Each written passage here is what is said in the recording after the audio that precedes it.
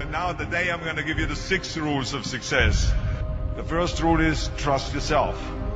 What I mean by that is so many young people are getting so much advice from their parents and from the teachers and from everyone. But what is most important is that you have to dig deep down and ask yourselves, who do you want to be?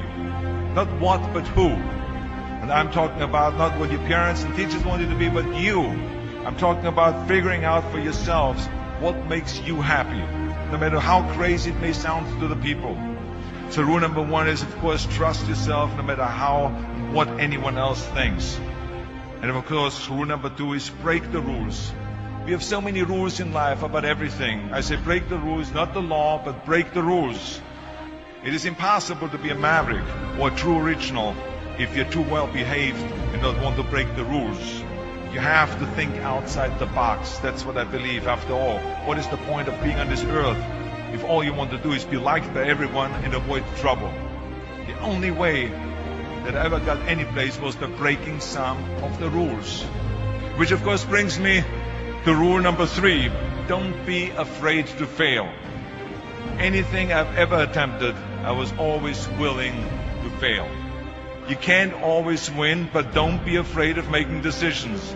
You can't be paralyzed by fear or failure, or you will never push yourself. You keep pushing because you believe in yourself and in your vision. And you know that it is the right thing to do, and success will come. So don't be afraid to fail. Which brings me to rule number 4, which is don't listen to the naysayers.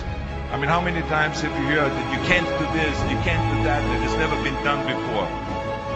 I hear this all the time. As a matter of fact, I love it when someone says that no one has ever done this before, because then when I do it, that means that I'm the first one that has done it. So pay no attention to the people that say it can't be done.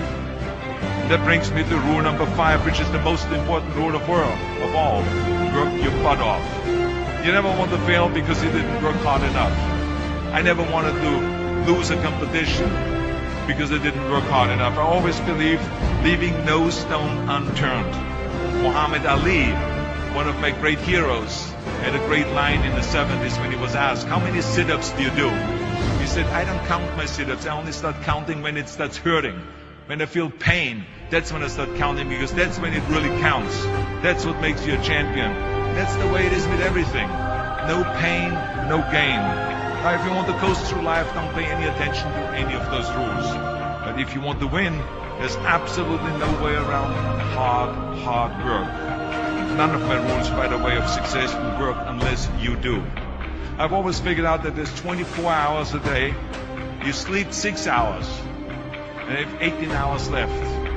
Now I know there's some of you out there now and says, well, wait a minute, I sleep 8 hours or 9 hours. Well, then just sleep faster, I would recommend. Because you only need to sleep 6 hours, then you have 18 hours left, and there's a lot of things you can accomplish.